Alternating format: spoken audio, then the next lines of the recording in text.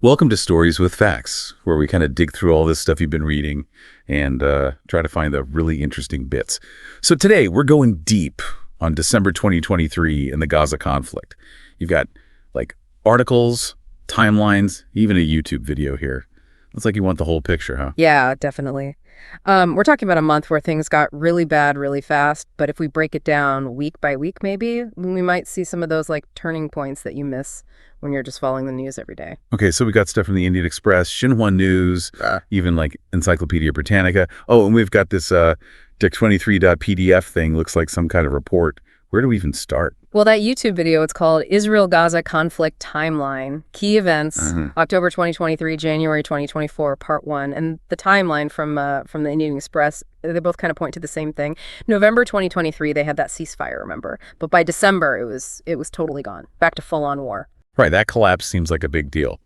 The sources mention, like, accusations from both sides, but on December 2nd, 2023, Hamas launches rockets into southern Israel and, well, the IDF, the Israeli Defense Forces, they hit back hard. And the Dick23.pdf report, it really lays out just how bad it got. By December 15th, 2023, it says 20,000 people were dead in Gaza, and most of them were civilians. Wow, that's a huge number. And it really makes you think about, about the tactics being used. The Dick23.pdf report also talks about Hamas using, like, tunnels and booby traps and stuff. So it's not, your typical open battlefield. Exactly. This is urban warfare, which means civilians are, automatically in way more danger. It's just a totally different kind of fight than what we might imagine. And that's where, trying to understand what the international community did or maybe didn't do becomes really important.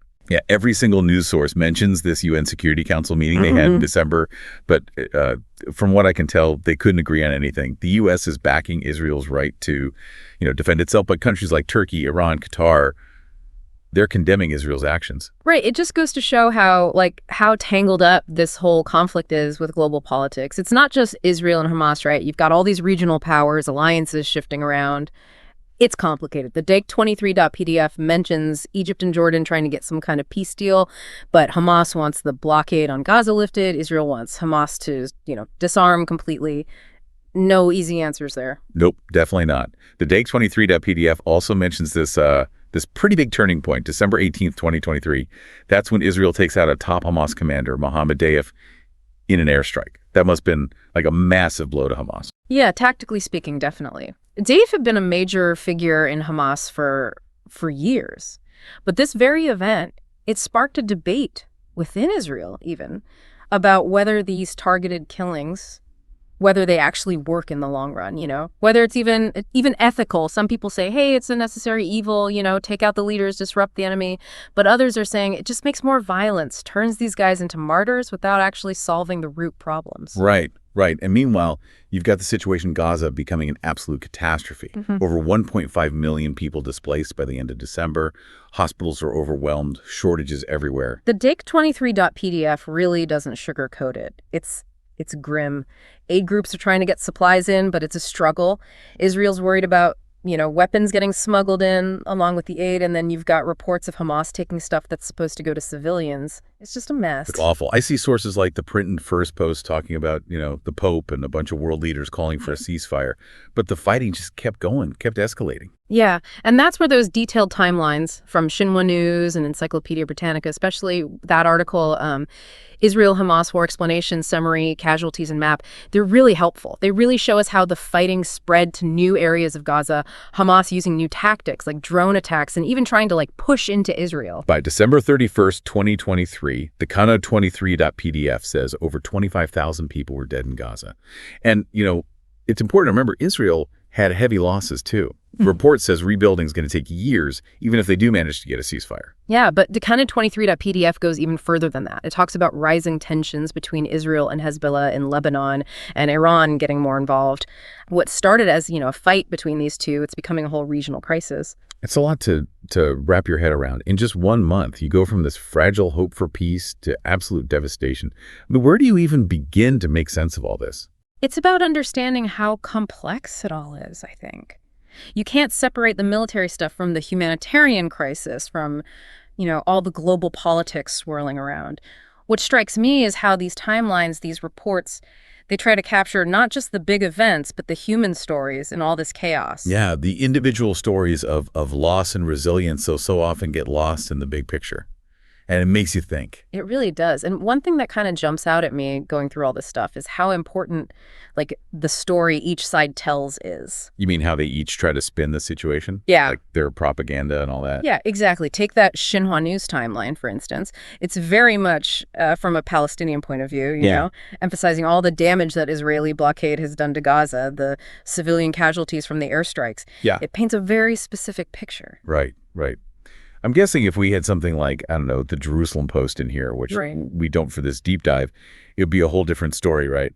Probably all about Israel's security concerns and how aggressive Hamas is. Exactly. And it's not like either side is, you know, making things up entirely, but recognizing that bias helps us see why it's so hard to find some kind of common ground.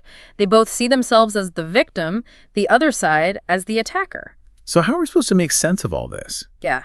It's easy to feel like you're just getting sucked into, you know, propaganda. That's where thinking critically about what you're reading becomes super important. We got to look at the sources, think about who's putting out the information, and what their agenda might be. It's like even that YouTube video we talked about. It calls itself a timeline, but they're still choosing what to include, what to emphasize. Oh, for sure. Every single source has an angle, a perspective. That's why having a bunch of different ones is so valuable. It lets us see the same events from different sides to try and build a more, you know, a more complete understanding, even if we never get the whole truth. It's like we're putting together this big puzzle using all these different sources to try and see the picture, right? Exactly.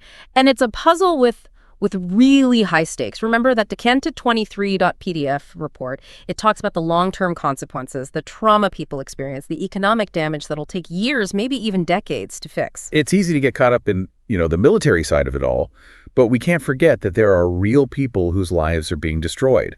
That report saying rebuilding will take years, even if they get a ceasefire. Yeah. That's sobering. Absolutely. And it brings us to another huge part of this whole conflict, the humanitarian crisis. Decanted23.pdf doesn't hold back. It lays out just how bad things are. Not enough food, water, medicine, the basic stuff people need to survive. And then you've got the aid groups. They're trying so hard to get help to people who need it, but they're hitting roadblocks everywhere. Yeah. You know, Israel's worried about aid ending up in the hands of Hamas, and Hamas controls the territory. It's just a terrible situation. It is. And it brings up those questions of, you know, who's responsible for what, who's supposed to provide aid, and how do we make sure it gets to the people who need it most without accidentally helping one side or the other. We saw all those calls for a ceasefire from, like, world leaders, the Pope, the UN. Yeah. But in the end, the fighting in December 2023, it just went on. Does that tell us anything about how much diplomacy can actually do in a situation like this? It definitely does. DT23.pdf even kind of hints that this could set off a chain reaction. You know, tensions are high in Lebanon. Iran's getting more involved. It suggests this thing could destabilize the whole region. But it's not just a local conflict anymore. It could have global consequences. Yeah, exactly. And that's why it's so important for all of us, even if we're, you know, halfway across the world, to understand what's going on and why it matters. We can't just pretend it's not happening. Yeah, ignoring a problem doesn't make it go away. Usually just makes it worse. Well, right. What's interesting, though, is how these events that seem so far away can actually be connected to our own lives in ways we might not expect. Like what? Well, think about the global economy. The conflict in Gaza, it can affect oil prices, disrupt how goods are shipped around the world. It could even cause, like, the stock market to go up and down. Huh. I hadn't really thought about it that way. What else? And then there's the whole issue of refugees. As this drags on and conditions get worse, more and more people are going to be displaced, forced to leave their homes.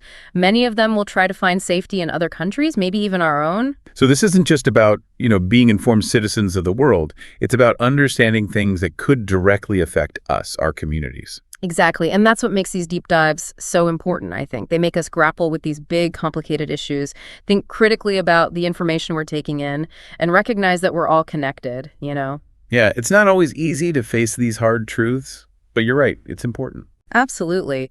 You know, with all this talk about, like, geopolitics and military stuff, it's easy to lose sight of something really important. What's that? The human cost.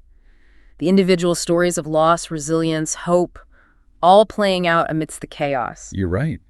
We can't forget about the people whose lives are being directly affected by this. It's those stories, that really bring it home, make you remember the real cost of all this. And sometimes they even give you a bit of hope. Yeah, for sure. Like that first Post article, the one about the ceasefire they finally got in 2025, it reminds you that even after all that destruction, all that, despair, Yeah. peace is still possible. That article really puts things in perspective. It says that over those 15 months of fighting, over 46,000 people died. That's just an incredible number, almost hard to even imagine. But it also talks about how even when things were at their worst, there were people, working so hard to make peace. It's like even with the bombs and all the angry words being thrown around, you had diplomats, aid workers, regular people even, risking their lives to try and find some kind of common ground. The stories don't always make the headlines, but they're so important. Absolutely. That 23.pdf report,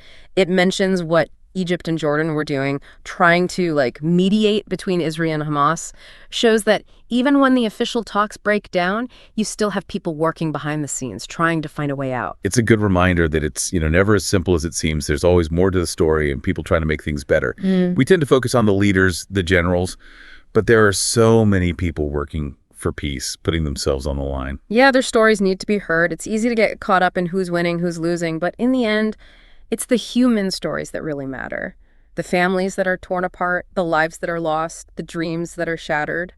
But also, the courage, the compassion, the way people keep going, those are the stories that stick with you. Those are the stories that give us hope. This has been, it's been pretty heavy stuff, but I feel like we've gotten a much better understanding of just how complicated this whole Gaza conflict is, the terrible cost, but also that hope for peace. I agree. It reminds us how important it is to, stay informed, to really think about these tough issues, to look at things from different sides, even when it's not easy. And to remember that even in the darkest times, there's always some hope. And that we should never forget about the individual people at the heart of it all. Well, thanks for joining me for this deep dive.